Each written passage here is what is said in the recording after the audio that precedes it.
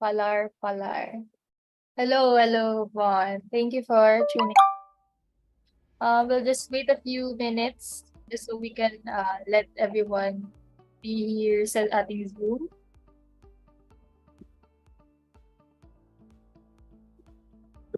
Good afternoon.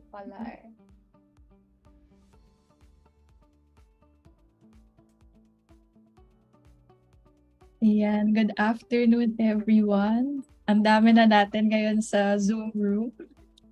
Ayan, sobrang bilis ng September, no? September 20 na, di ba, Ria? Parang kahapon lang September 1 lang, tapos ngayon September 20 na. So, grabe. Tapos susunod, 2024 na. So, kumusta naman ang September mo so far, Ria? Well, ito, medyo kami kasi mag-midterms na. Pero so far okay pa naman. And like, medyo nakukulangan nga ako sa sarili ko these days in terms of, unat-unatin ng aking muscles. Ganyan. Kasi alam kong grabe ang tulong nun sa aking pag-aaral. How about you, Joy? Ayan, so far September, medyo good naman and nahi-hit ko yung move goal ko kasi 'di ba sa phone parang may move goal. So ayun yung parang win ko for the September. And ayan, kayo naman po, yung mga participants, good afternoon. Pwede niyo po bang sabihin kung saan kayo nag-tune right now? Ayan, so meron na iba here. So si Gino Clef, nanonood siya from Negros Occidental. Si Charmaine naman from Mindanao. Ayan, si Romelia from Binyan, Laguna. And si Nelian from Palawan. Ria, meron ka bang mga sa site na participants? Ay, yes. Kanina actually may nakita ako. Good morning daw from Japan. Kaso natabunan siya ngayon sa chat. So, ayan si Jeneline Bersosa. Hi, hello. Ako po, talagang lumalabas na tayo ng Pilipinas. Good afternoon din po sa inyo. Ngayon, kay Laika Johnson from Negros Occidental. Yes. Hello. Kay Ayan. Lucette from Bohol with Love. Yes, with Love din from Houston. Ayan, true. And ayan din, meron pa tayo from Eastern Samar, si Rosalea. And si Miss Pauline, ayan, magical afternoon po from Enchanted Kingdom. Hello po. Ayan. And then, from our first-timers naman, baka pwede naman nating makita kung sino yung first-timers natin. So, if first-timer po kayo, please type in 1 sa chat box para ma-welcome naman po namin kayo. Ayan, sino ba yung mga first-timers natin, Ria? Yan, wow, ang daming nagbuwan. Grabe.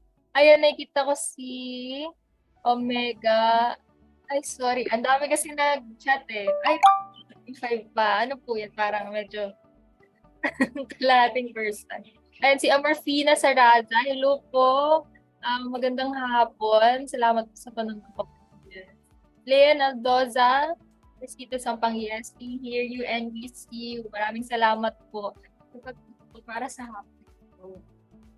Ayan. And on my end naman, si Christine Omisol. Tama ba? And then si Jay, si Ali, si Maria Fe, si Maria Gracia, ang daming Maria. And yan, si Clarence. And sana po, ayan, ang dami talaga. Sobrang hindi na natapos yung mga first-timers. Sana hindi po ito yung una at huling pagkakataon na makikita namin kayo sa PW. And right now, we're gonna start our Wednesday. Actually, hindi na start kasi nasa mid na tayo, nasa afternoon na tayo. Pero our webinar for today will be all about workplace well-being in motion, integrating exercise for enhanced workplace well-being.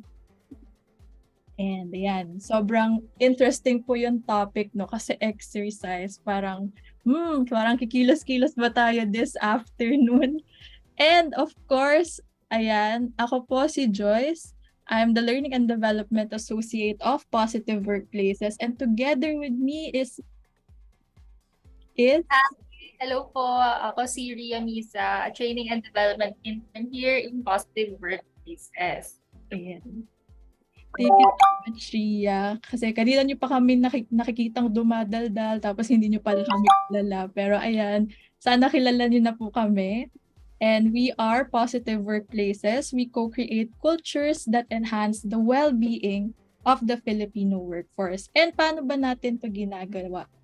We do this through our Positivity Ripples. So naniniwala po kami na ang Positivity Ripples nagsistart po through you, by leading yourself, na kapag nanonood po kayo ng mga webinar na ganito at pinagpapatuloy niyo yung pag-aaral, makakapag-lead po kayo ng other people, like yung mga colleagues nyo, yung mga kapamilya nyo po. And after that, magkakaroon po tayo ng leading of cultures that will eventually lead positive workplaces. And some reminders lang po before tayo mag-start. Have another device or be ready to go to another link dahil we will be using Mentimeter later. And prepare paper and note and pen for your notes dahil for sure marami po tayong matututunan from our speaker this afternoon. And we highly encourage engagement with the audience. So please be respectful lang po sa chat, pero nakikita naman po natin na very respectful ang mga participants natin. So, keep it up lang po. Yes, thank you, Joyce, for those reminders. Ito rin po sa parte na to, we would like to remind everyone na evaluation forms po will be issued at the end of the webinar. And this is only for those in this Zoom room only. So, ibig sabihin yung mga nasa FB Live or YouTube Live natin ngayon, hindi sila included dito. So we just want you to remind yung acronym na 10. So title, email, name na please first check the title if yung workshop form na sinasagutan niya is correct. So for this afternoon, dapat nasa workplace well-being in motion, integrating exercise for enhanced workplace well-being po ang title ng form. And then next is dapat tama po yung email na i-input natin kasi po ito ay auto-generated. And then lastly, please also include your full name dahil hindi na po ito mako-correct. So kung ano po yung in-input nyo dito ang full name, ito na din po yung lalabas sa e-certificate. Next slide, please. Ayan, so ayun po, if may concerns po kayo in terms of evaluations or certificates, you may just email us at engage@positiveworkplaces.org. And again, we will only be entertaining inquiries regarding evaluations and certificates up to 1 week after the event. And reminder lang po na the form closes in 30 minutes after nitong webinar. Unless po magkaroon ulit ng parang systems crash, and then maybe we will update you regarding sa leeway of time kasi we understand na minsan mahirap mag-input sa form. So, yes. Next slide, please. So, ayun na nga, no? So, for this month's theme, we would like to remind na for September, ang ating theme ay Beating Burnout, Energizing Your Mind and Body in the Workplace. And for today's webinar specifically, we will talk about workplace well-being in motion, integrating exercise for enhanced workplace well-being. And now, maybe it's time to introduce our resource speaker. Mr. Marco Ayuste, he is a registered psychometrician from the Philippine Sports Commission. He has been a psychometrician for 5 years. This is Sports Psychology Unit of the PSC or Philippine Sports Commission. He has been handling the sports psychology programs for fencing, rifle and pistol shooting, surfing, and softball teams, and others. He is also currently taking up his MS in Industrial and Organizational Psychology in the DLSU, and he is also a graduate from UST's BS Psychology program as well. Ngayon, alam po natin na we can't wait to meet him, but maybe just a few reminders lang po na yung session for today, we have 3 main learning objectives. First is, why is exercise and mindset important in workplace well-being? Second is, what are the concepts we need to adopt change in our well-being? And third and lastly, how can we apply exercise and sport to our daily lives and improve well-being? So while you're taking notes, guys, maybe you could take these into consideration para talagang malaman natin if we learned something for today's session. So without further ado, we can wait to finally meet him in a few minutes. So yeah, we now welcome the floor to Mr. Marco Ayustemo Salina. Let's give him a round of virtual applause. Yay! Hi, Sir Marco. Hi, good afternoon. Thank you, Ria, for that introduction. And so let me just share my screen for the presentation. Ayan. So, ayun, mahaba nga yung title, no? It's si Joyce and Ria, medyo nahirapan. So it's called Workplace Wellbeing in Motion, Integrating Exercise for Enhanced Workplace Wellbeing. So there's a lot of concepts that we can take into account in improving workplace well-being. So first, let's have the icebreaker para mag-gauge lang natin kung ano ba yung level ng fitness natin. How much time do we exercise and what kind of exercise do we actually do? So we'll start off with an icebreaker through Mentimeter. So here, let me share the screen. You can scan the QR code or just go directly to menti.com.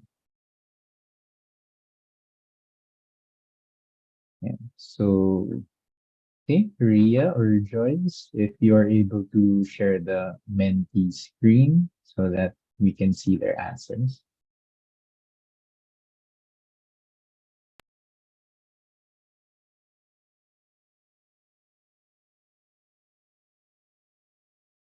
Okay, there we go.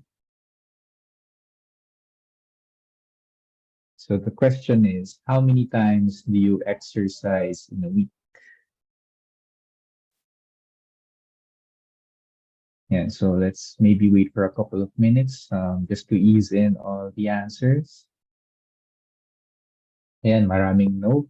Humahabol yung one time a week, 2 times a week, then 3 times a week, then pinaka least, we have 4 times or more in a week.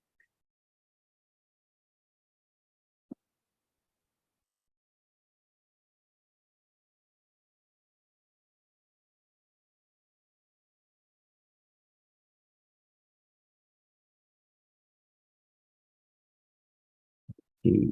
So majority, no talaga. Walang exercise at all. But we're here to find out why that is happening and if you really are exercising. So we're going to find that out all throughout the session that we have. Okay, so no 57 and counting.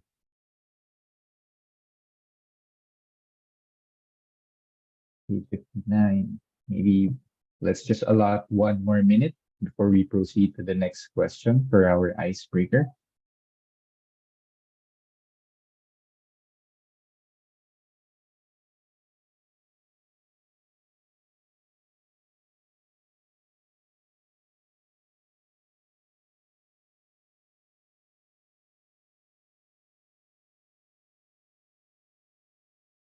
Okay, so the minute is up. So kita naman natin, majority no exercise ang nakalagay.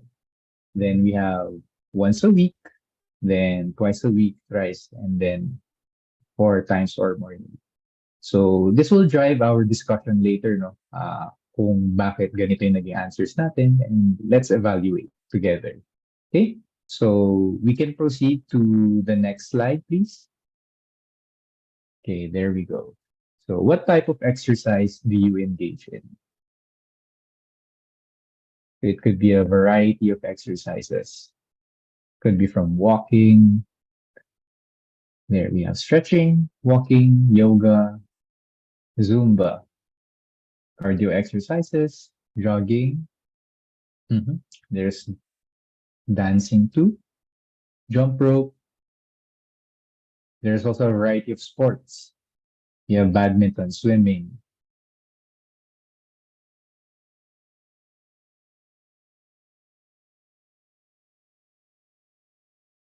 Okay, meron din gym, then brisk walking, high intensity workouts. So it's a variety of intensity. So from just our daily lives, no, from our functional exercises, no, yung walking, trying to stretch, Then we have yoga and into the more advanced types of exercises, which are sports. Ayan, meron din squats, very specific kind of exercise. We have biking, treadmill, Zumba. So really majority of the kinds of exercises that we would see. Okay, so maybe we can just have another minute as well before we finalize the slide.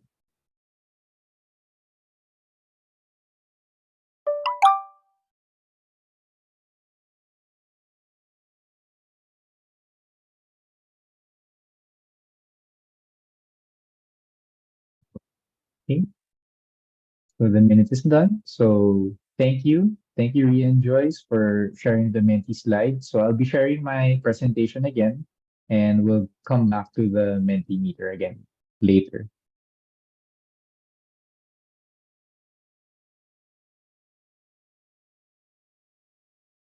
Okay, so at least we see the bigger picture on the audience that we have right now. Kung gaano ka daming best time mag-exercise and the kind of exercise.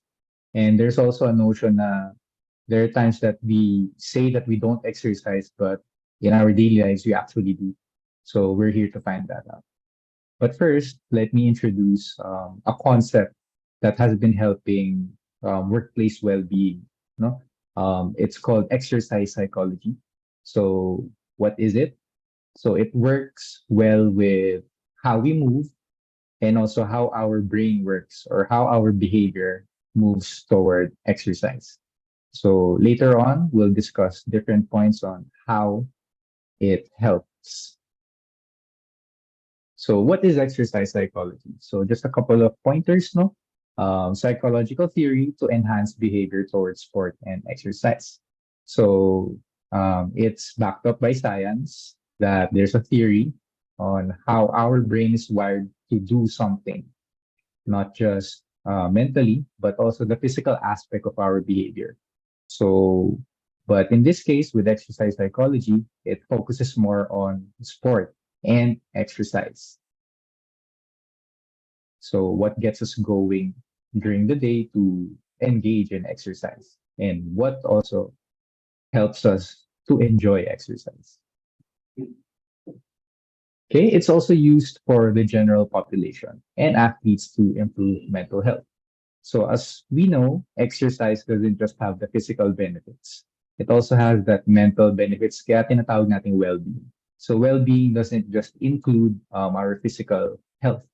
It includes our mental health as well. So later on, we'll also discuss that. So hindi lang siya para sa athletes na exercise psychology, baka isipin natin na, okay, baka para lang to sa mga nag-exercise na. No. It caters to the general population para mas ma-engage tayo sa certain type of exercise na tailor fit sa personality natin, tailor fit siya sa behavior natin, sa lifestyle. So doon tayo nag-base. Hindi lang basta-basta na etong exercise lang gawin mo kasi ito lang yung feel natin na makakatulong. It doesn't go that way with exercise psychology. So we take all of those into consideration. Then with exercise psychology, it's used to understand what restricts participation in exercise. So we also ask the question, bakit? Bakit tayo hindi nag-exercise? Bakit ayaw natin mag-engage through exercise? Minsan kasi meron tayong perception na mapapagod lang tayo kapag nag-exercise tayo, kaya hindi natin ginagawa. Or napi-feel natin na wala akong oras, kaya hindi ako nakakapag-exercise. So these are the different types of questions that exercise psychology answers. So it's an individual approach as well when asking people to how they would want to exercise. Then finally, it helps us to maximize participation and enjoyment of exercise. So we don't just want to exercise just to do it. So we want to enjoy the things that we do. Mapapagod ka na nga lang gagawin mo pa yung bagay na parang ayaw mo talaga siyang gawin. So it's better to find a movement that you would want to do. So hence, we have exercise psychology to figure that out for you.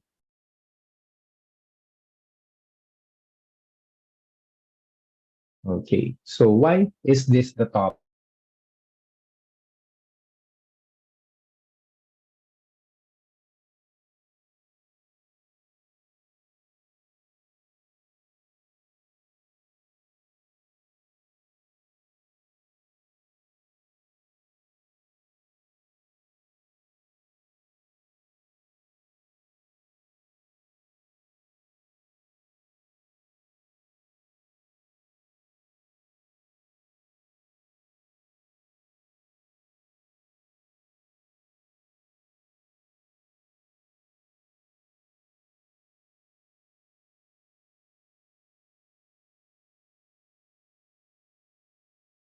And so we're having technical difficulties po.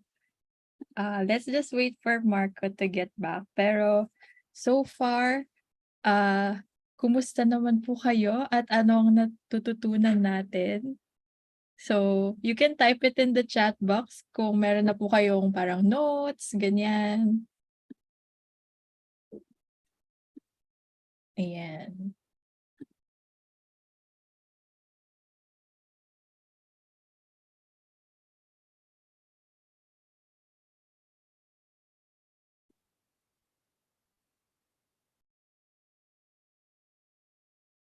Puwede ba yung floor wax i-consider as exercise? Puwede naman po kasi nagmo-move pa rin naman po kayo nun. Ayan, so hintayin lang po natin si Marco. Pero so far parang ayan, sabi ni Ruben, quite good naman. It's nice to know that the psychology behind being physically motivated. Ayan, so thank you so much for that learning po, no? And yan, nandito na si Marco. So,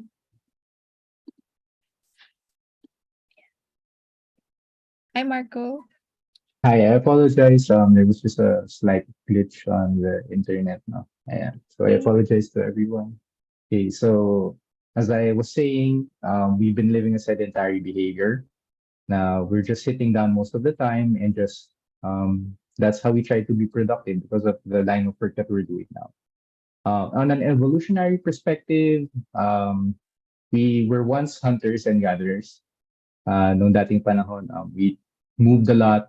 Iba yung body structure ng tao before. They had to keep moving to survive. So they had larger builds because they had to hunt for their food to survive. And soon, they also became gatherers and they settled down in their different homes. Then afterwards, eto na yung modern times natin. Naging convenient. So there's technology, there's also the things that would help us get to move. So ang daming mga bagay na nakatulong sa atin. Pero in a way na it doesn't let us become mobile or to move. Hence, we have sedentary behavior. So why is this a problem? And why are we addressing this in terms of well-being?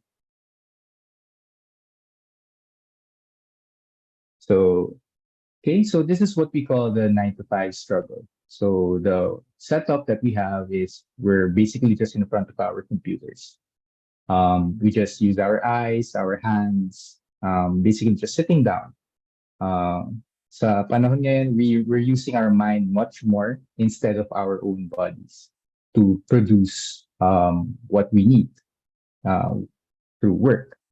So yan yung struggle na kailangan nating harapin ngayon during the modern times.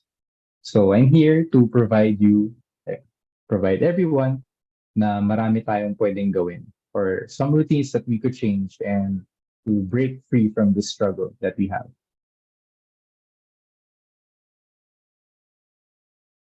Okay, so of course, with the sedentary behavior, marami din siyang health risks. Now, we don't move as much, so andyan yung cardiovascular diseases, so from heart attacks and such, high blood pressure, so nandyan lahat yun. These are some health risks. Then also diabetes, certain cancers, and osteoporosis. So why did we include osteoporosis here? We're always sitting down. So it hampers our posture. So yung likod natin, maapektuhan talaga siya. So these are some health risks that come along the way kapag hindi tayo nag-exercise. Then also, it includes mental health risks as well. So we have mood problems. So mention yung anxiety natin, depression. So mood problems. We also have stress. It naka-apekto rin yan ng stress na parati tayong nakaupo lang. Hindi tayo gumagalaw. Then we don't get to move our body as much because our body is built to move. Then also burnout, na parati tayong tutok sa work natin, na hindi natin iniisip na may work-life balance dapat tayo. So with all these risks, kaya siya risk, it doesn't really happen to everyone, but it's a risk na pwedeng mangyari to any of us.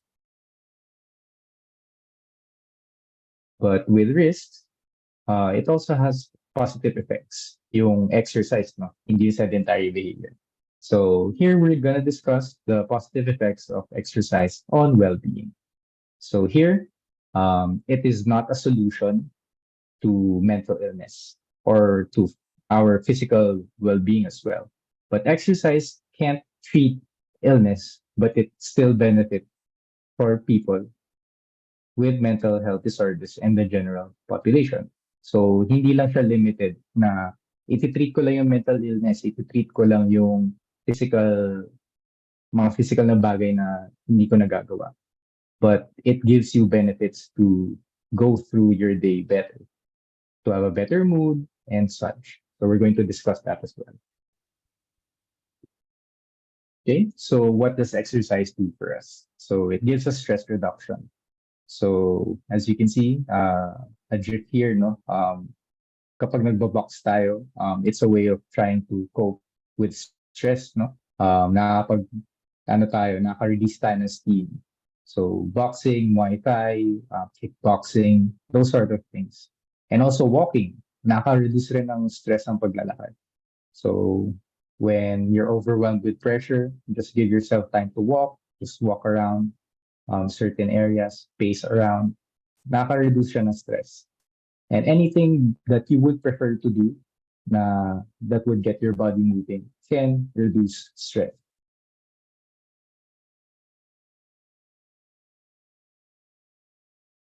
Okay, so when we exercise, we would also have clearer thoughts and better memory. So why does that happen? Because here, exercise gives you endorphins. It's a chemical that we release, no? Hormone, and endorphins make you happy. So how does that happen? So when we feel happy, we feel light, mas positive yung thoughts natin, mas positive yung behavior natin.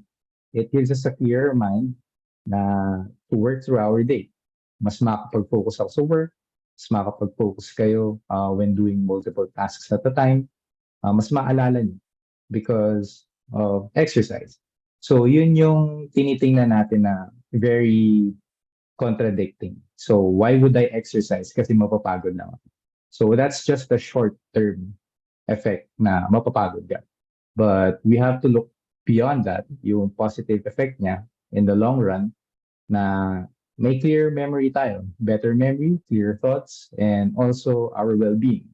Mas physically malakas tayo, mas kaya natin yung sarili natin to move around. You're going to feel lighter. So these are all the benefits that we could get from exercise. And who wouldn't want this, no? Better sleep. So iba yung pagod kapag when you come from work. Iba yung pagod niya when you come from work. Parang you're very drained. You're drained and then you just sleep throughout. Parang pagising mo pagod ka pa rin. But there have been studies that show that for those who exercise, the quality of sleep and the quality ng pagod nila is different. Parang the being tired is medyo fulfilling in a way yung pagiging pagod. instead of galing lang sa work na puro stress yung dala mo. So with that, may nagkakaroon ng better sleep whenever you come from exercise or naging habit mo na siya. So hopefully, you would also feel this kapag nag-exercise na kayo. And who wouldn't want this? Also, we are social beings. Exercise helps us connect with others as well. So it's all connected. Kapag maganda yung mood natin, kapag okay yung pakiramdam natin, it's better for us to connect with others. So with different kinds of exercise, may mga group exercises tayo. You can go biking, yoga, and other kinds of sport. And you get to connect with other people. You get to connect with your colleagues, meet new people, and nakapag-bond kayo sa isang specific task with these people. So social beings tayo. And we also need that. We also need that. Next, differentiate lang natin, no? Kasi nandyan yung sport versus exercise. So not necessarily pareho sila, but they are similar in different ways. So not all exercises are sports, but all sports are a form of exercise. So hindi naman ibig sabihin na kailangan nagsusports ka para maging physically fit ka or healthy. No. General rule lang natin is we have to exercise or we have to keep moving. So yun yung difference niya. And sport would just require us to compete with others, and it's a different type of skill set na kailangan natin dalhin para magawa yung sport compared to exercise lang alone. Yeah. So just definition. Exercise is a structured and repetitive bodily movement, the objective of which is to improve or maintain physical fitness.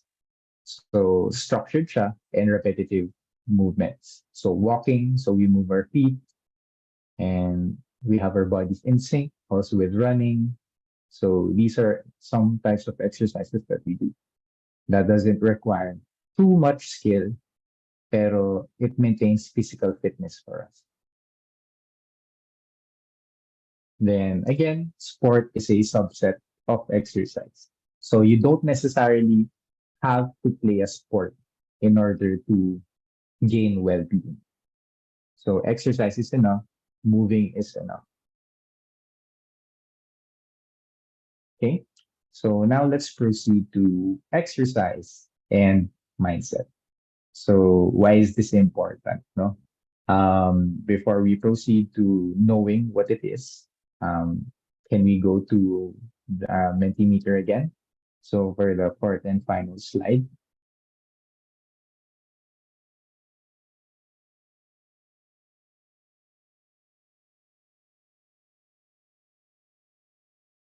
There. So our question here is, what hinders you from exercise?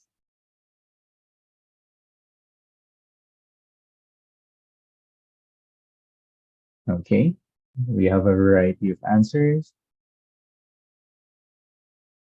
Motivation, mindset.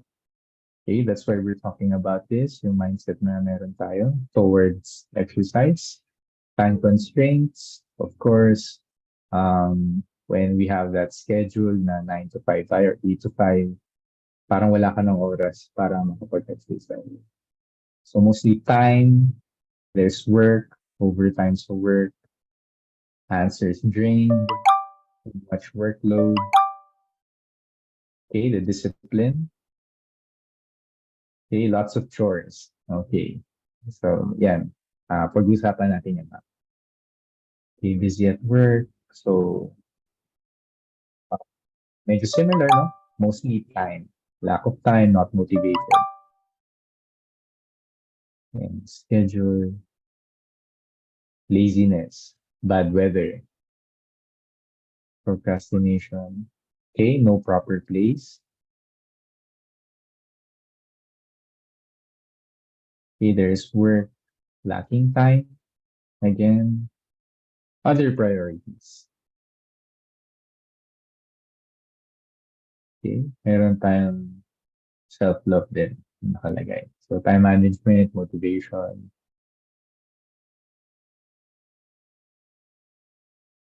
Okay, lack of energy. So what if I told you that once you start exercising, that matatanggal yung lack of energy natin? Would you believe that statement na kapag nag-start tayo mag-exercise, mawawala yung laziness natin? Ayan. So there are a lot of ways that we can, and it's just a change of mindset, and you don't have to do very strenuous activities just to know or to say that you are fit. Kasi very subjective yung concept na pagiging fit. Um, we all have different personalities. We all have different body structures. Iba-iba lahat yan. So we just have to find the right type of exercise for you and the right change of mindset so that you would know that you are indeed exercising. Okay? So there, you have a lot of answers and deadlines. So mostly yung trabaho din, yung trabaho mismo yung nagiging problem. So that's why you're here. You want to find out what you can do to start moving. Okay? So let me start sharing my screen again.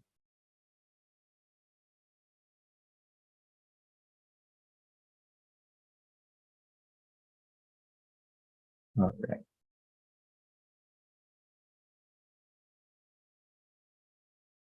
Okay, so exercise and mindset. So what is mindset? So first, let's try to understand what it is for us.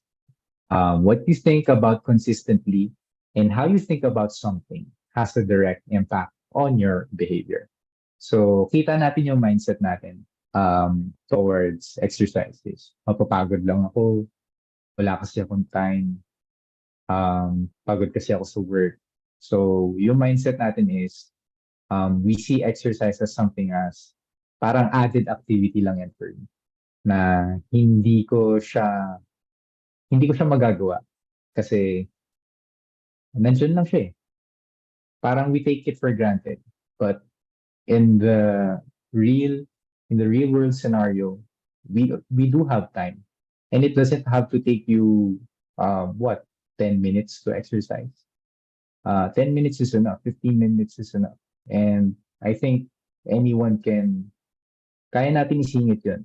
Kaya natin isingit yung a 15-minute workout to our life, to our routine. That's a big change for us in terms of mindset and trying to exercise. So yung attitude talaga natin towards it has to change. And you have to be aware. You have to be self-aware na yun yung kailangan ninyong gawin. It doesn't start from me here right now. It starts from you. It starts when you finally decided na, okay, I will allot a few minutes in. I will allot this amount of time to exercise for myself. Kasi hindi ko naman to ginagawa para sa sarili ko. Ginagawa mo rin yan for the different people around you. Na it's not a selfish act na kailangan mo mag-exercise. The way you try to help yourself and you're also trying to help the people around you through exercise. And yun, nakakahawa yung mindset na yan. Actually. Okay, so this is the question that I always ask when it comes to exercise. What gets you moving? So doon natin ipapasok yung mindset natin na anong gagawin mo? Anong klaseng galaw para maka-exercise ka? So the first bullet point here says, focus on movement over exercise. So bakit naka-quote-unquote yung exercise? Because exercise is just a type of movement. Based on the definition, bodily movement lang siya na ginagawa natin paulit-ulit. So first, on how to get us moving is anong type of movement ang kaya mong gawin with your routine right now. If you think your schedule is overly packed, add more walking to your lifestyle. Ano ba yung adding 5 more minutes? Or maybe sacrifice a little bit of time para lang ma-squeeze in na mas makapaglakad ka pa throughout the entire day. Or maybe jog a little, jog in place. Kapag meron kang smaller space, ang daming pwedeng gawin na just to get your body moving. So, ito yung phase na dinidiscover pa natin ano yung movement na pwede nating gawin. So, listen to your body. So, listen to your body. Ano yung masakit? Ano yung bagay na pwede mo pa rin gawin kahit masakit na yung katawan mo ngayon? So, what does it look for? Do you want to dance? Do you want to do yoga? Do you want to do a certain sport? Or do you just want to do regular things na mapagpapawisan lang tayo? So, given naman yan, we do chores. That's a form of exercise. We walk. Kapag medyo nagmamadali tayo, minsan napapatakbo tayo. And we jump also. So these are all simple movements that we can do. But here is the question I have for everyone right now. Ano yung movement na sa tingin nyo kaya nyong gawin ngayon? Even when as you're sitting right now, ano yung movement na pwede ninyong gawin? And when you're in the office, anong movements? And when you're outside the office, or maybe when you're just at home, ano pa? What kind of movement would you be willing to do in order to start getting involved in exercise? So that's the question that I want you to know here. What gets you moving?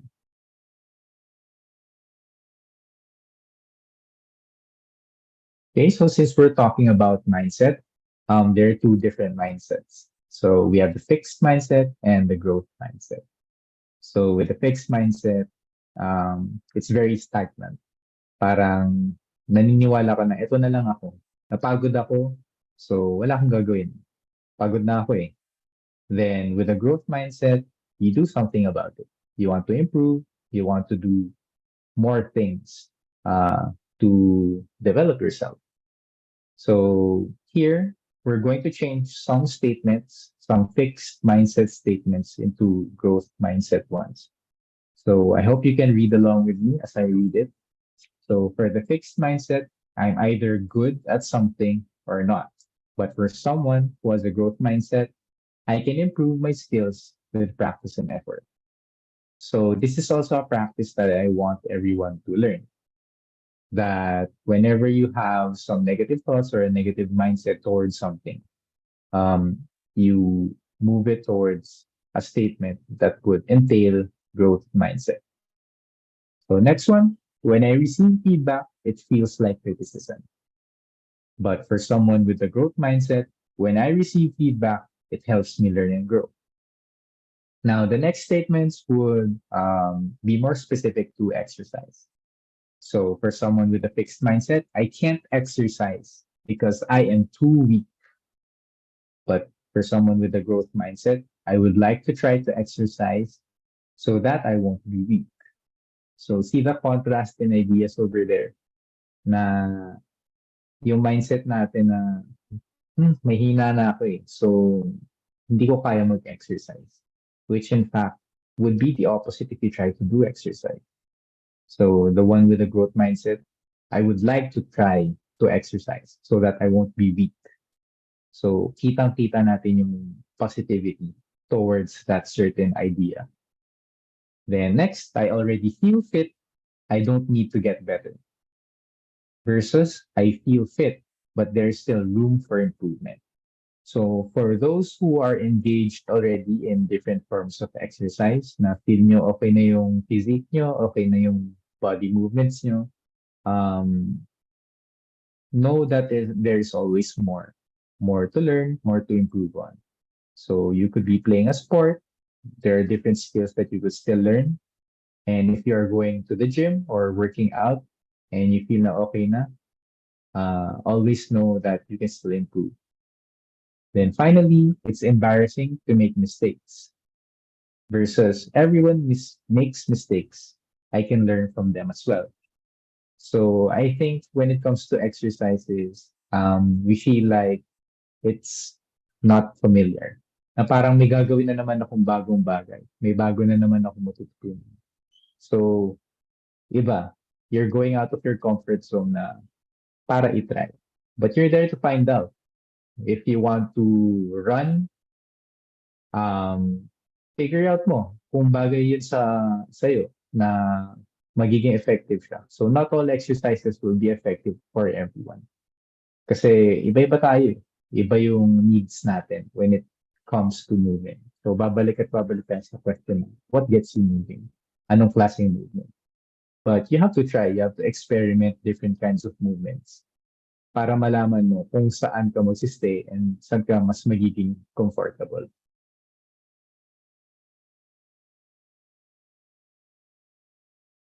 Okay, so with mindset, we also have motivation. So importante rin yung motivation natin when it comes to the tasks that we're doing.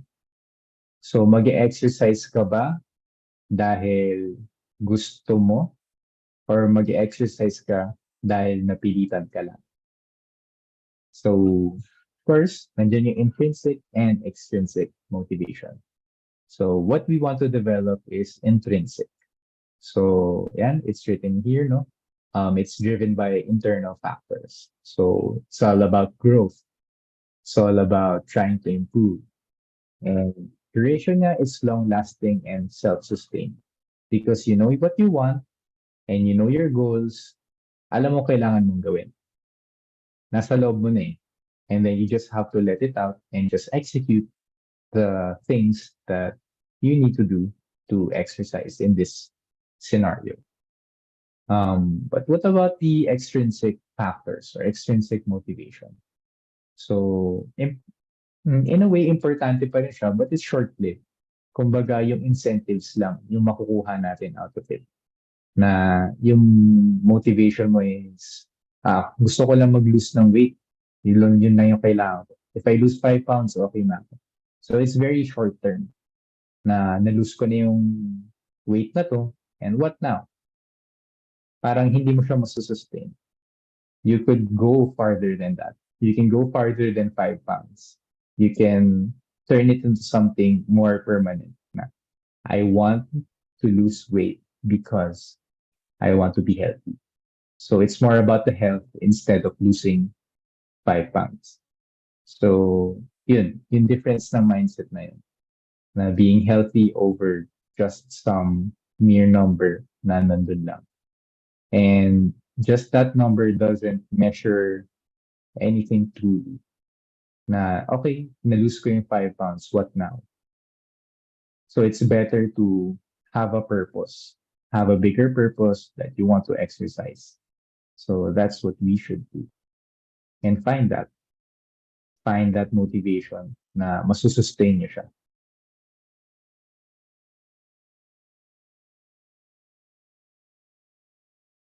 Okay, so since nalatag na natin lahat to, from our mindset,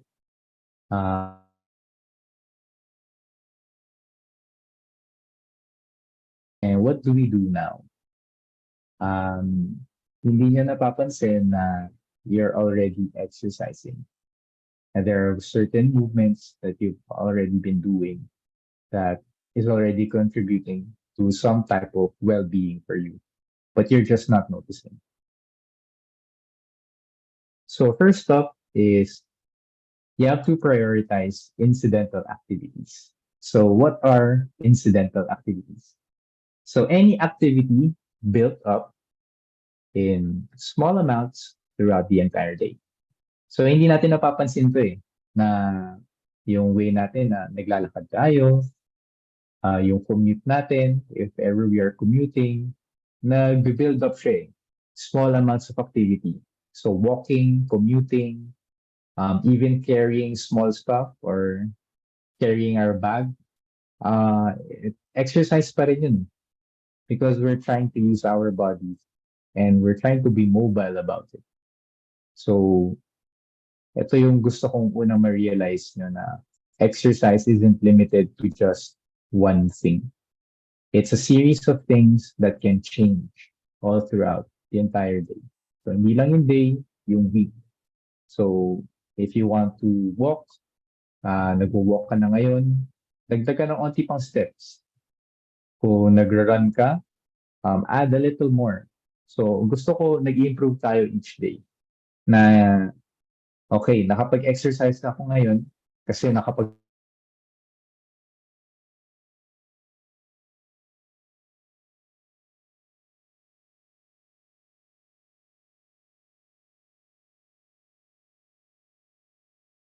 lakad, pero be realistic about it.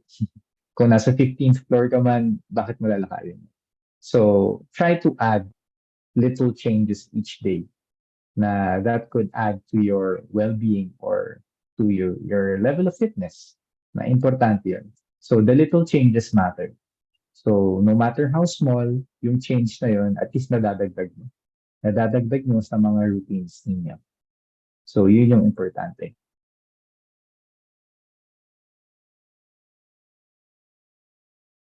Then next, I would also like to emphasize neck hygiene. So hygiene means to take care of, no? So I want everyone to take care of their necks, their shoulders, their back. So majority, I guess, would be in an office environment that would really have you sit down while working. I think I would want you to find a little bit of time. Siguro you can do these exercises once or twice a day.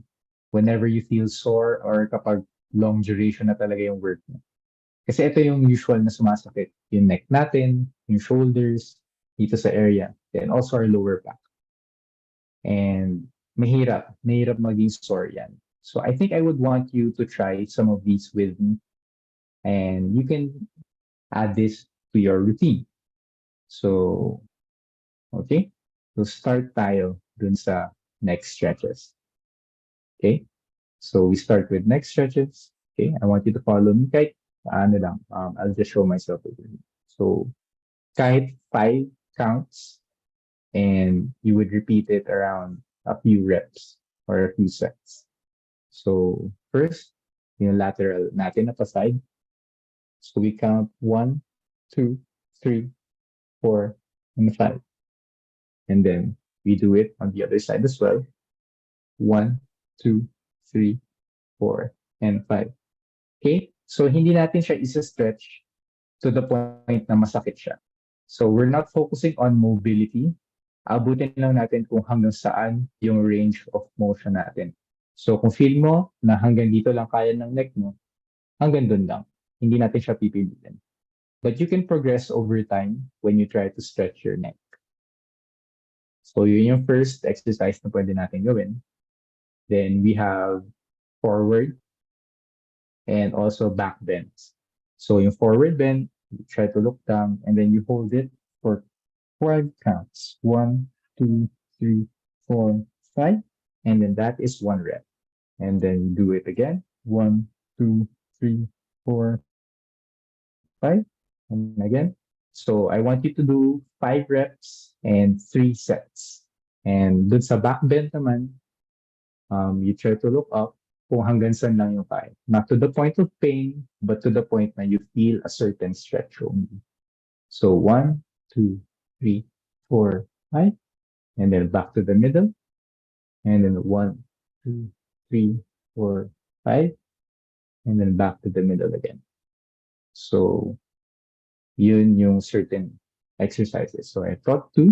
So yung lateral, side, and then forward and back bends. Now with holds.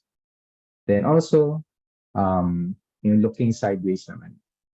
So you look to the right, to the point na you feel a certain stretch only. And then you hold that position. 1, 2, 3, 4, 5. And then back to the middle. And then to the other side. 1, 2, 3, 4, 5. And then back to the middle again. So ganun din.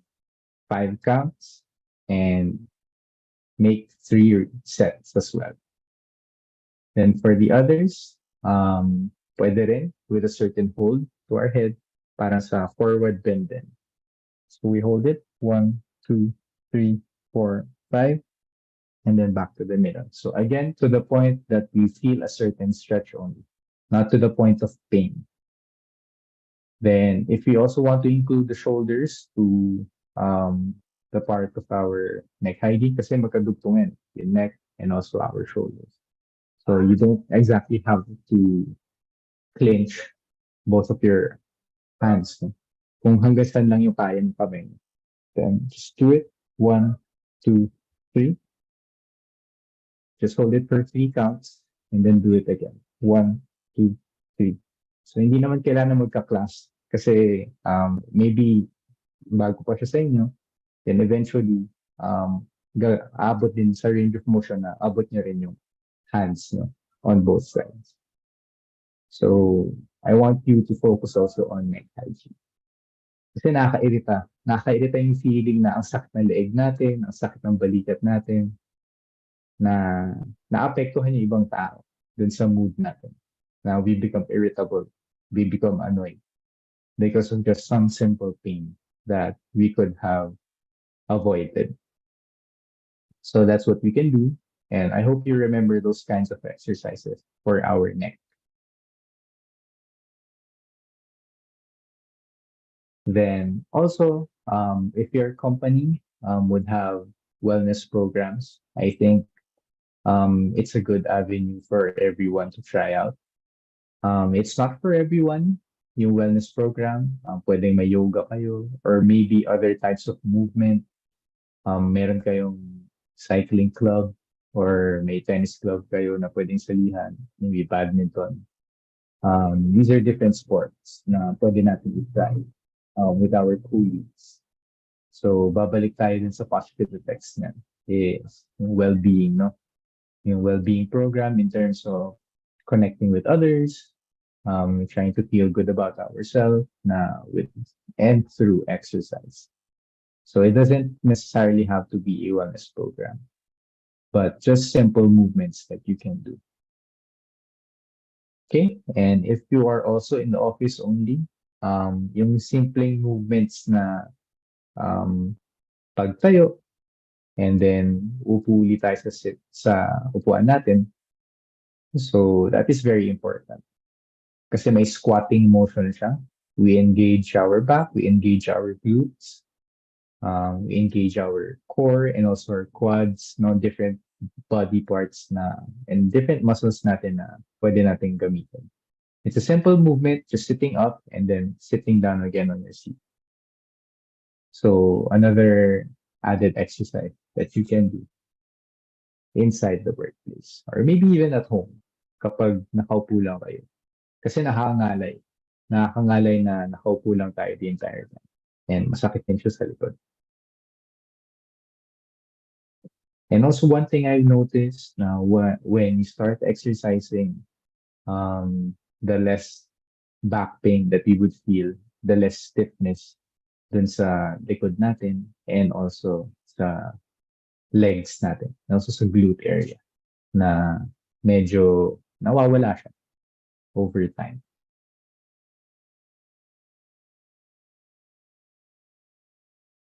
Okay, so this part is I want you to reflect on these questions.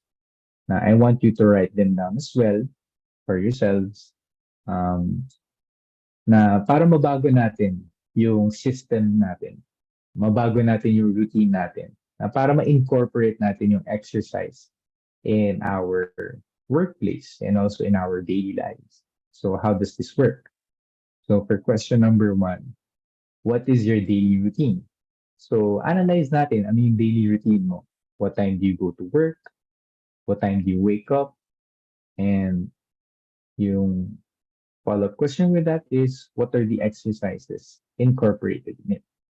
So kung walang exercise kayong incorporated with it, then andyan yung question number 2. Now, how can you add exercise to your routine now?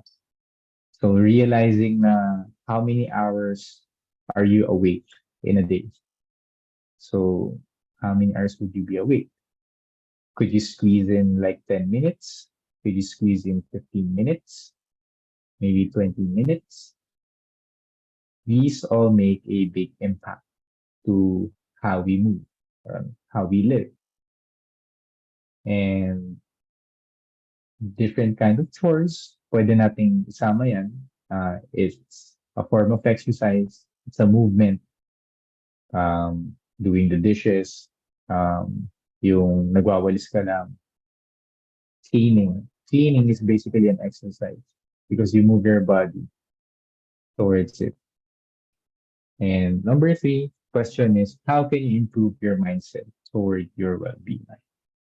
It all starts with mindset. So how would you view exercise? Are you going to view exercise as negatively, or will you view exercise as something that can help you improve your daily life? So anong mindset ba yung gusto natin? Gusto natin na meron tayong growth mindset. Gusto natin na meron tayong intrinsic motivation. Gusto rin natin na isipin natin na ang exercise ay makatulong sa atin. It's something that we want to incorporate. Kasi nawala siya na kasama talaga sa life ng tao. Way back, it's what they do. They had to keep moving. And now we have to keep moving as well. Because the lifestyle that we have, the behavior that we have, na at the end of the day, gusto lang natin humiga. But we could still squeeze in a couple of minutes just to move, to burn some calories, to feel better. Why wouldn't you want to do that? So it's something that comes from you. Na you have to start with yourself, to start moving. And so, hope you tried answering the questions and start off with your daily routine. Kung, oo nga, na-realize mo na wala nga akong exercise na nagagawa. Or, oo nga, nakapag-exercise ako. Yung commute ko, nakapaglakad ako ng ganitong kahaba. And you just have to incorporate more. You just have to include more workouts, more types of movement throughout the entire day. Babalik tayo dun sa incidental movements, incidental activities. So this is a point of reflection that I want everyone to take note of. And I hope you get to answer the question. So take a photo and write them down on a piece of paper and apply it. Apply natin sa magiging system afterwards.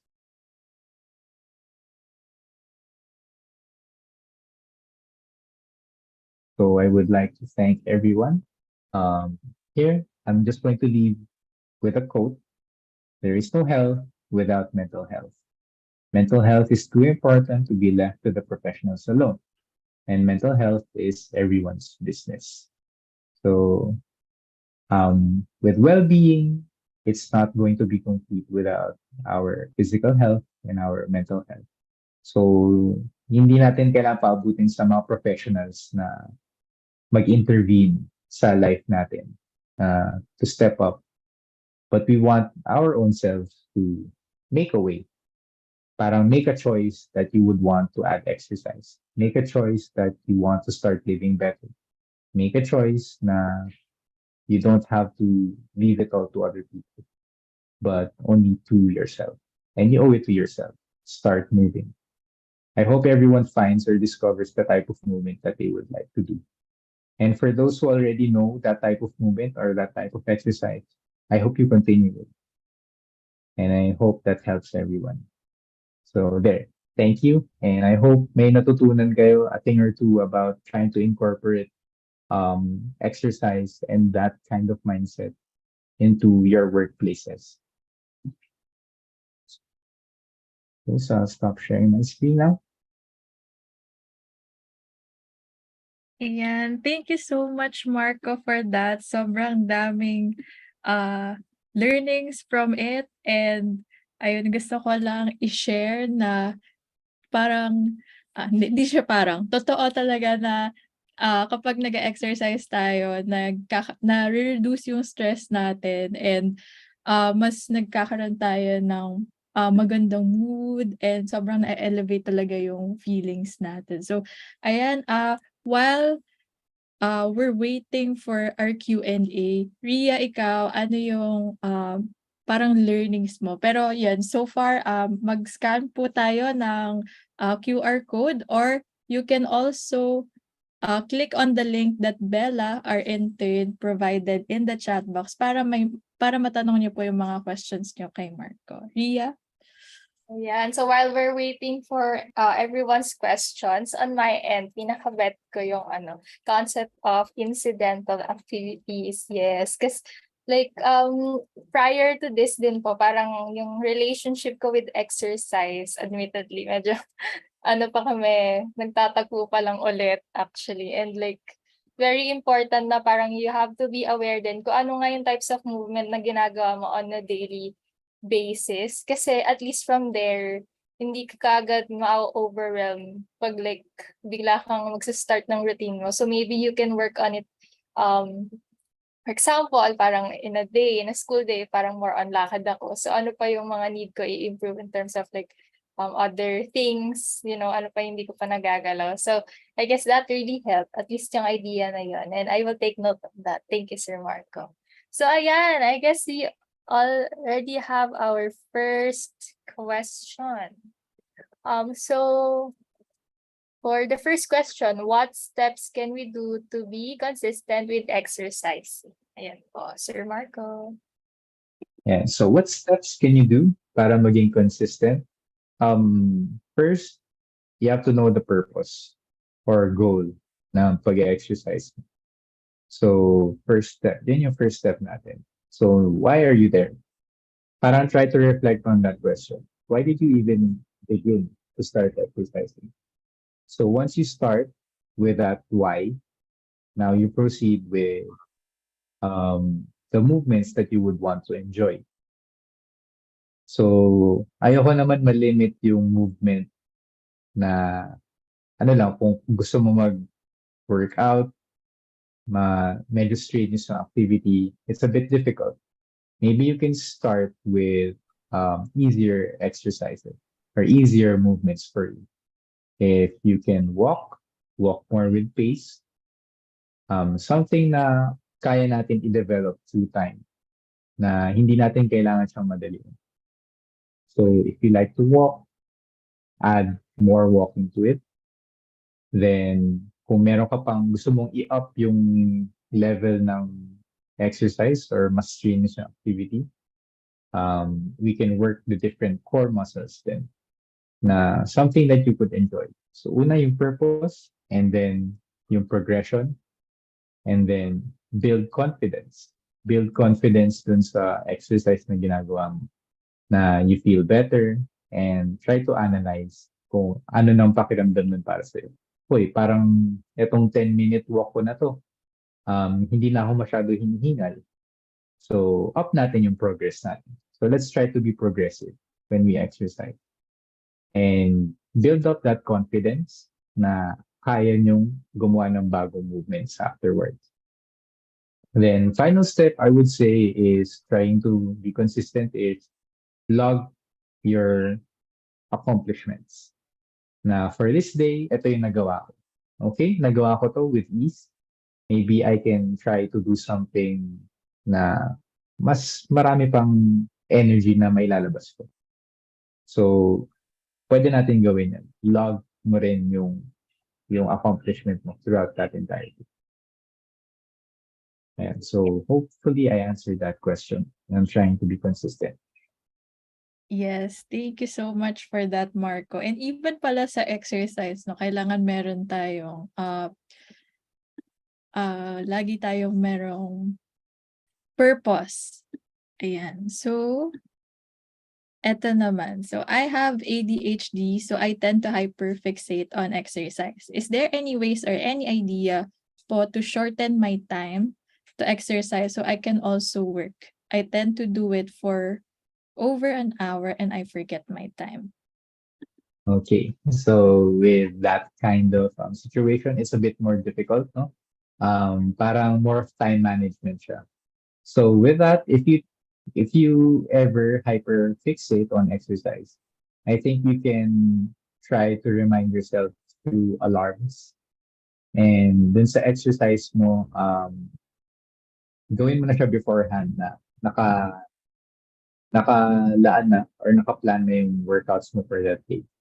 So if you're doing a couple of workouts, I assume if you go to the gym or you work out, meron kang 5 to 6 workout plan, maybe try to shorten it out. Bawasan mo ng ilang exercises na you think you can squeeze na ito yung 1 hour. Try to do that. Hindi naman kailangan na papagurin mo yung sarili mo, na you overexert that effort. And then to the point na you forget other parts of your daily life na importante rin.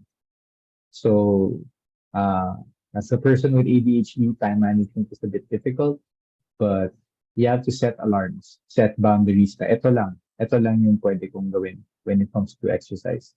Then move forward and then maybe try to progress with it. Kung kaya mo pang iklian, but you feel as productive. So if you think a 30-minute workout feels very productive as a 1 hour workout, then try to do the 30-minute workout. So yun yung pwede nating ipalitan dun sa type of workout plan natin.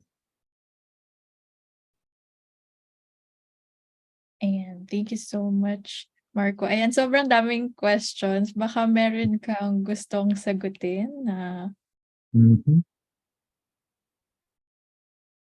Okay, so recommended number. Okay, what's the best exercise for women ages 14 and above? Okay, so maybe we can answer that one. Yung best exercise for women ages 14 and above. Ayan. So, kasi pag inisip natin, no, when it comes to exercise, na parang para sa mga bata lang to, na yung notion natin na when we get older, na it's going to be difficult to move, it's going to be difficult to exercise. So, what's the best exercise? It's all about preference still. So, medyo open-ended yung answer, no? Na kung ano yung preference nyo. For those women na nasa age na to, you can still do yoga. Yung mga more of stretches na we try to improve mobility. Kasi as we get older, nalalessen yung mobility natin, yung range of motion. So we can do yoga and we can do different stretches. Mostly we involve mobility. So mobility instead of developing much more of strength. So parang kasi nahihirapan tayo mo sumasakit na yung tuhod.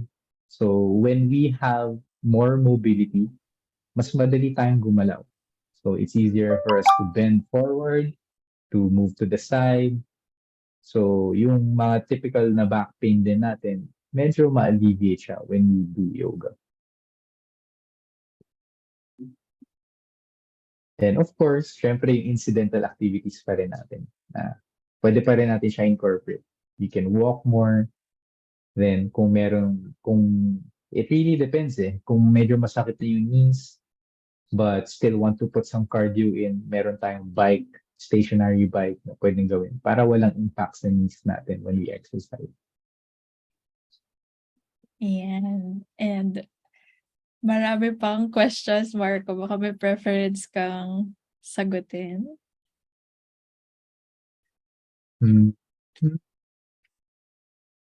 Person. Until what age yung pag-exercise? Okay, sige. Maybe you can answer that one. Until what age yung pag-exercise? I think for me, exercise is ageless, no? Anyone can exercise. It does not discriminate, no? Alam niyo naman kapag umaga yung mga matatanda, makikita niyo nagjo-jogging sila.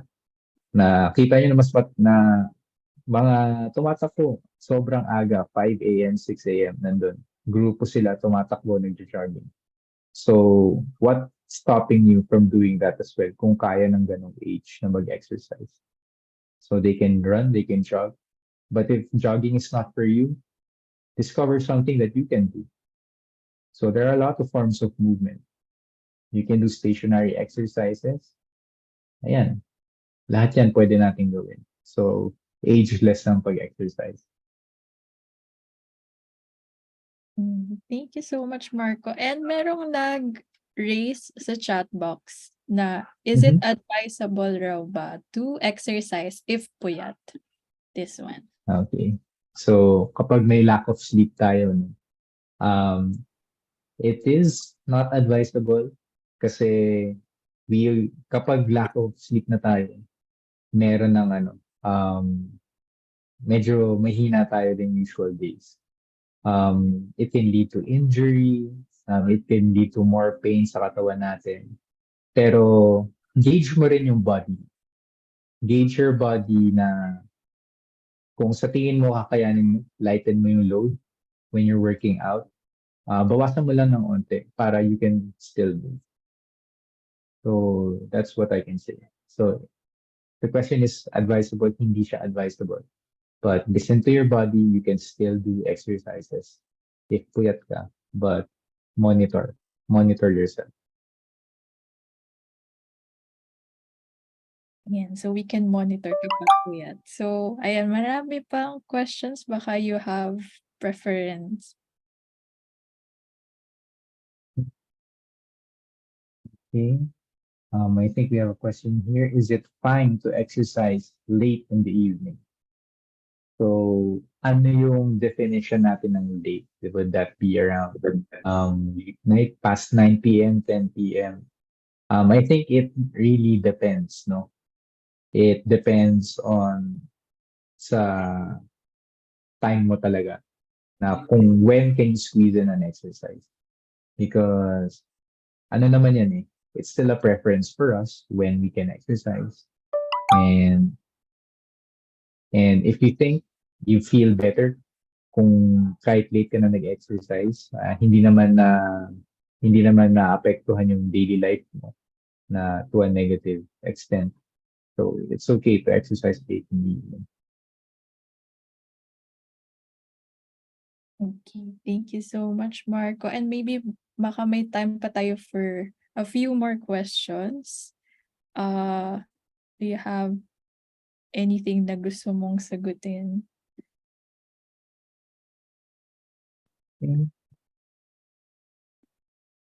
Okay, sige, sagutin natin to. After a few weeks of exercise, even if I had established my purpose, I quit. What should I do? So you established your purpose. So what should you do now? I think since alam natin yung purpose natin, it doesn't stop there. Alam natin yung kailangan natin gawin, pero hindi natin siya ginawa. So what's the point? What's the point na nag-stop ka na-acknowledge mo na ito yung gagawin mo? So you have to realize na list out the benefits and also the pros and cons. List mo muna. Parang, should I come back to exercise? Should I not come back to exercise? Outweigh the things that you should know. If I come back, what would happen to me? So just complete that statement. If I come back, if I exercise again, I will blank. So I will be stronger. I will be better. So para lang makita mo na ito yung mangyayari. So it's more of a type of self-talk na we can incorporate, no?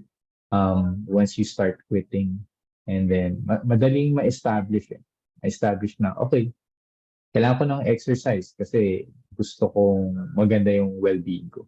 Madaling sabihin yun, but we have to follow through. So follow through on that purpose, and it doesn't stay there na purpose lang.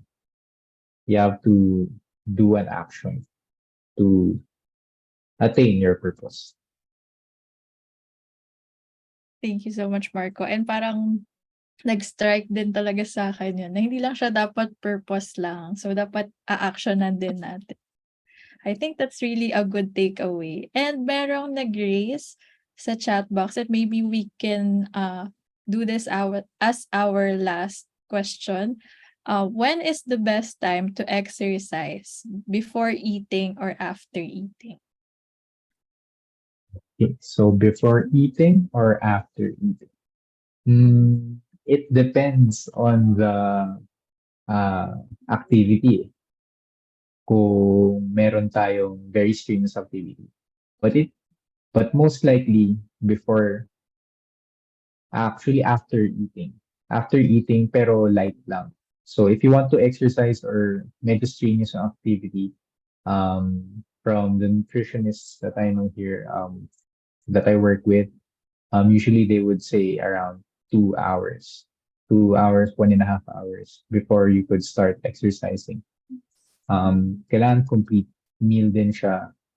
But you can squeeze in a couple of snacks here and there na to, ano lang, para madagdagan lang yung energy nights when we try to eat. And then exercise after. Yeah, thank you so much, Marco. And maybe we can go back to our questions later. Pero for now, we would just like to ask you some of your final words for this afternoon para sa ating mga learners. Okay, so just some final words, no? I hope everyone has gained insights with what I've shared today. Na exercise isn't just limited to the strenuous types of activities. That we've been exercising our whole lives. Now we've been doing it, we just haven't realized na, oo nga, I've been walking, it's a form of exercise. I've been doing chores, that's a form of exercise. And do all sorts of things with the body na hindi mo alam na that contributes to well-being as well. So I just want everyone to know na we can help progress. Ipa-progress natin siya. And I hope the exercises that I've also introduced, no, kahit yung sa neck, shoulders natin, para lang ma-alleviate yung pain natin. And I hope you incorporate some of these and change your routines. Little changes, kahit sobrang liit niyan, malaking bagay yan sa well-being natin. So I hope everyone has learned something new today. And thank you. Ayan, thank you so much, Marco. And sobrang helpful ng neck exercises na yun kasi ginawa ko rin siya kanina. Sobrang nawala yung pain sa neck part ko. And Ria? Yes, with that, maraming salamat po, Sir Marco, for your time and for sharing your knowledge with us. And with that po, of course, we would like to express gratitude to you via this certificate of appreciation. So this certificate of appreciation is issued to Marco Ayuste, registered psychometrician, for generously providing their time and expertise as a resource speaker for the webinar Workplace Wellbeing in Motion, Integrating Exercise for Enhanced Workplace Wellbeing. Yay! Maraming salamat po, Sir Marco. And Thank you also. yes po. And to everyone, maraming salamat din po sa pagtutok. And just a reminder na we will have our last webinar next Wednesday. So that's September 27, 2023, entitled Move, Breathe, and Thrive. So without further ado, Joyce, next slide, please. Ayan. And go, Ria, sorry. Sige, go. Ayan. So, alright, again, maraming salamat po everyone, Sir Marco, and to everyone here in the Zoom room. But now, at this point, unfortunately, ayun nga, it has come for us to wrap things up for today's webinar. But before we end, kung na-enjoy niyo po yung free webinar namin or free webinars namin in general, and you feel like gusto niyo itong i-share sa inyong mga workmates or even your peers, since we can also lead others to build positive workplaces, maybe you can do a learning session for us here in our company. So you can just reach out to us at thrive@positiveworkplaces.org. And you may also follow us on our social media accounts. So yung Facebook po namin, it's called Positive Workplaces, and you can also reach out to us there if you have any more questions, ganyan, or if you're interested with our services, and makakausap niyo po ang aming Wellbeing Services Officer na si Alpha. So yes, Joyce, any more reminders? Ayan. So lastly na po, no, answer our post-evaluation form in the chat box to claim your e-certificate. Pero reminder lang po na since marami po tayo, nasa 800 plus tayo, and for sure magkakaroon po ng traffic yan. So wait na lang po natin yung mga e-certificates natin para po dumating sa atin po. Pero ano naman, for sure po, within this day, darating din naman po yung e-certificates natin. Ayan. Thank you so much po again. And since we have time pa, baka we can answer some of the questions na remaining here. So Marco, baka meron ka pang preference na gustong sagutin? Okay. So, yeah. I really do incidental activities and then, okay, maybe we can do that question. I really do incidental activities enjoying Zoom. Yeah. So I really do incidental activities enjoying Zumba dance twice a week. Do I still need for more exercise? I think that's a question that the one who asked it, no? Parang magigauge mo yun. Parang, do you think that activity is enough for you? Hinahanap pa ba ng katawan mo na magdagdag ng iba't ibang klaseng exercise pa? Do you want to do more Zumba going 3 times a week? It all depends on the level of fitness na kailangan mo or the goals that you set for yourself. Or kapag na-enjoy mo naman siya, why not? Go for it. Go for more days na mag-exercise, na mag-Zumba pa. So, ayun, it's a question that you can answer. Ayan, thank you so much, Marco. And ayan, ang dami pa talaga nila.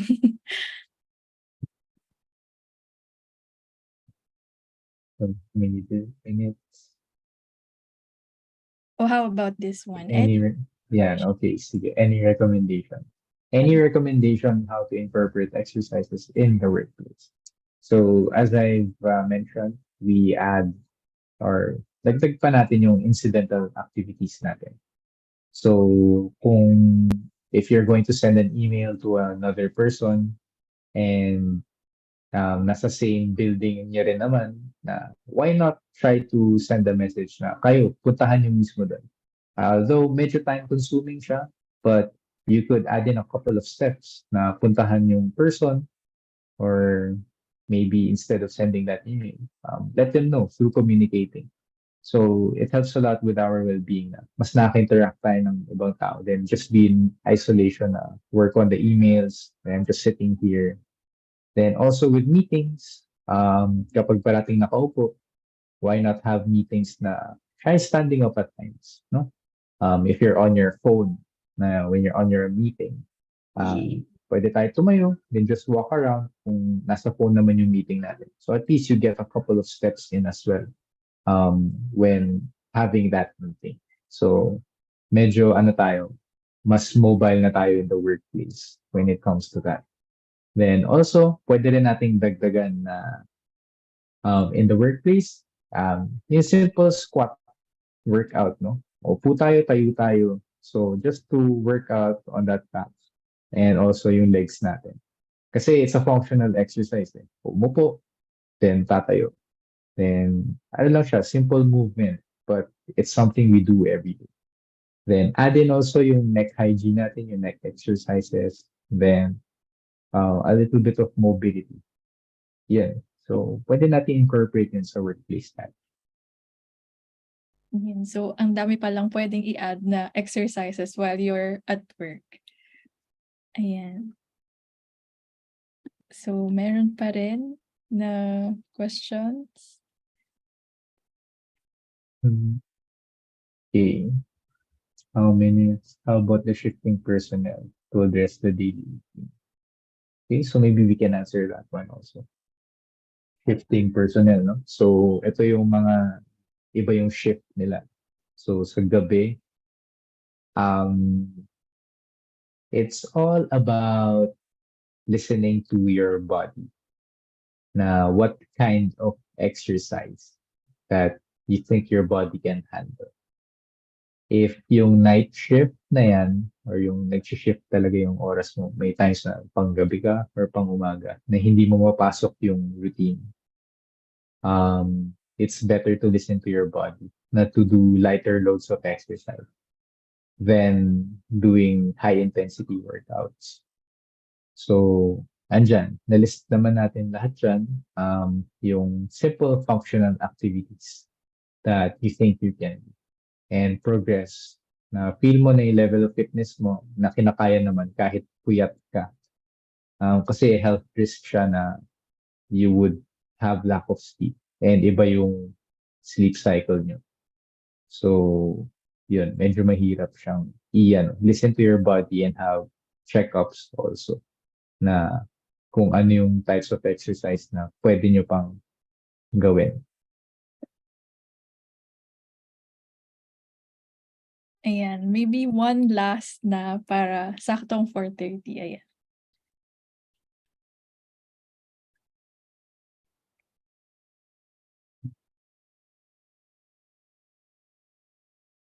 Okay, so this weekend exercise as effective as doing exercise every day. So, meron kasing sinasabi na we have to put in at least twice or thrice ng exercise a week. So, kapag meron tayong weekend exercise lang, well, maybe it won't be as effective as doing exercise every day. Pero, malaki pa rin yung impact niya na kapag weekend lang natin nagagawa. So, for some people, kasi yun lang yung free time nila na weekend lang talaga.